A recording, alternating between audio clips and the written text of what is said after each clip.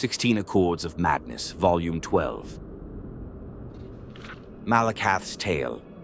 In the days before the Orsinium's founding, the spurned Orc-folk were subjected to ostracism and persecutions even more numerous and harsh than their progeny are accustomed to in our own age. So it was that many champions of the Orsimer traveled, enforcing what borders they could for the proliferation of their own people. Many of these champions are spoken of yet today, among them the Cursed Legion, Gromma the Hairless, and the noble Emmeg Gro-Kayra. This latter crusader would have certainly risen to legendary status throughout Tamriel had he not been subject to the attention of certain Daedric Princes. Emmeg Gro-Kayra was the bastard son of a young maiden who was killed in childbirth. He was raised by the shaman of his tribe, the Gromma in the peaks of what we now call Normar Heights. Late in his 15th year, Emmeg forged by hand an ornate suit of scaled armor, a rite of ascension among his tribe. On a blustery day, he pounded the final rivet, and draping a heavy cloak over the bulky mantle, Emmeg set out from his village for the last time. Word of his exploits always returned home, whether defending merchant caravans from brigands or liberating enslaved beast folk. News of the noble Orc crusader began to grace even the lips of Bretons, often with a tinge of fear. Less than 2 years after ascending to maturity, Gro-Kayra was making camp when a thin voice called out from the thickening night. He was surprised to hear the language of his people, spoken by a tongue that obviously did not belong to an orc. "Lord Kayra," said the voice, "tales of your deeds have crossed the lips of many and have reached my ears."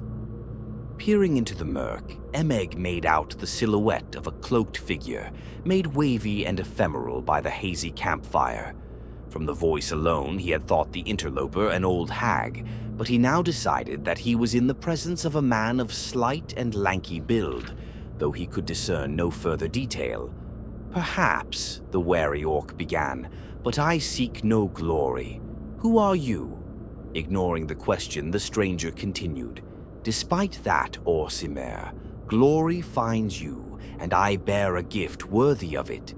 The visitor's cloak parted slightly, revealing nothing but faintly glinting buttons in the pale moonlight, and a bundle was withdrawn and tossed to the side of the fire between the two.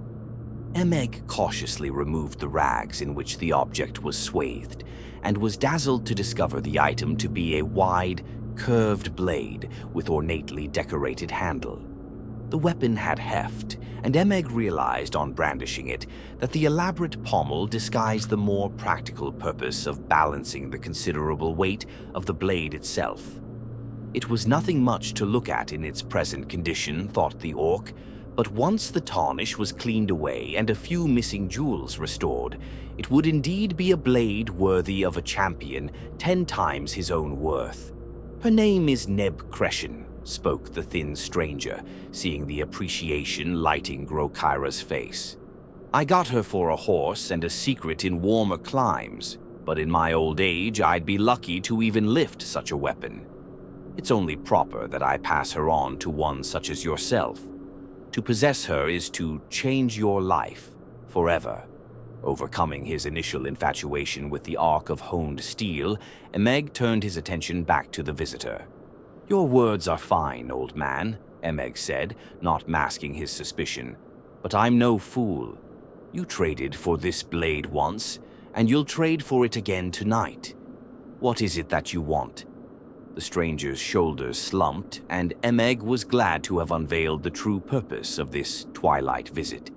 He sat with him a while, eventually offering a stack of furs, warm food, and a handful of coins in exchange for the exotic weapon. By morning, the stranger was gone.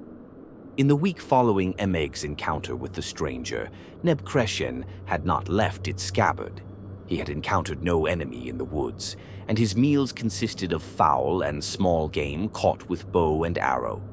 The peace suited him fine, but on the 7th morning, while fog still crept between the low-hanging boughs, Emmeg's ears pricked up at the telltale crunch of a nearby footfall in the dense snow and forest debris. Emmeg's nostrils flared, but he was upwind. Being unable to see or smell his guest, and knowing that the breeze carried his scent in that direction, Emmeg's guard was up, and he cautiously drew Neb-Cresen from its sheath. Emmeg himself was not entirely sure of all that happened next. The first moment of conscious memory in Emmeg Gro-Kayra's mind after drawing Neb-Cresen was the image of the curved blade sweeping through the air in front of him, spattering blood over the virginal powder coating the forest floor. The second memory was a feeling of frenzied bloodlust creeping over him, but it was then that he saw for the first time his victim, an orc woman perhaps a few years younger than himself, her body a canvas of grisly wounds, enough to kill a strong man 10 times over.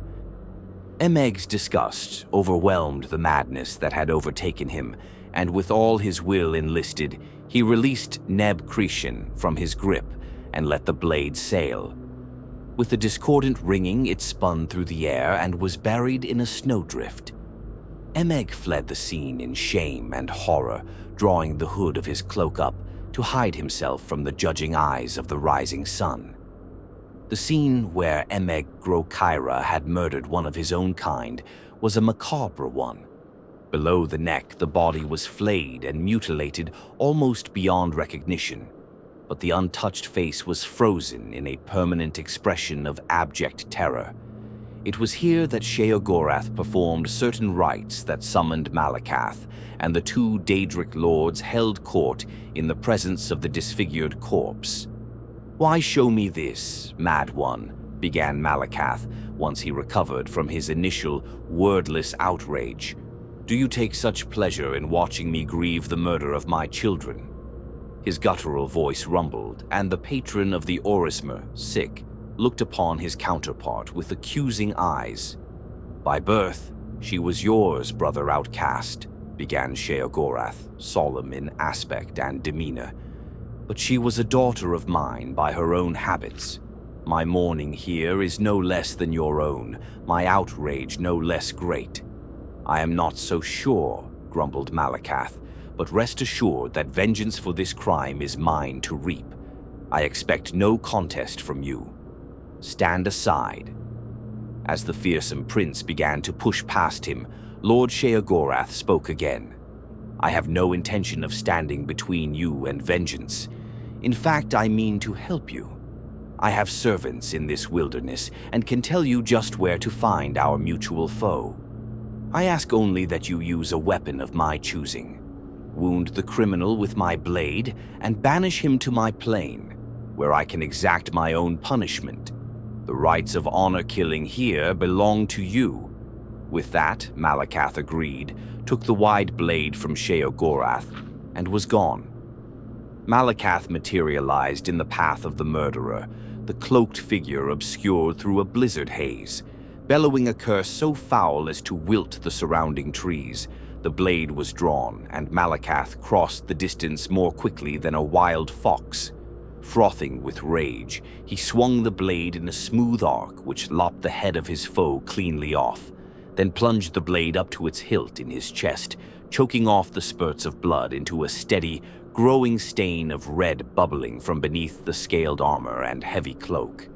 Panting from the unexpected immediacy and fury of his own kill, Malacath rested on a knee as the body before him collapsed heavily backwards, and the head landed roughly upon a broad, flat stone.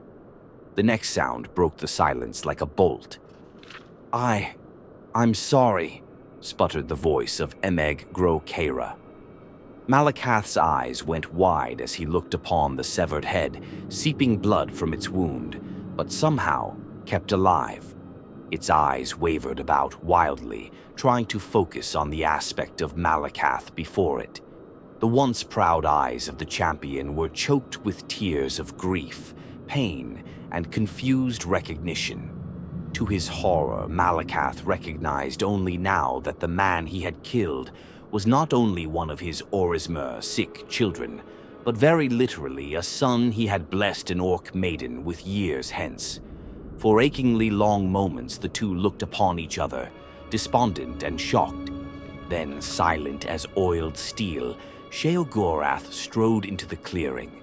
He hefted Emmeg Gro-Kayra's disembodied head and bundled it into a small gray sack. Sheogorath reclaimed Nebcretian from the corpse and turned to walk away.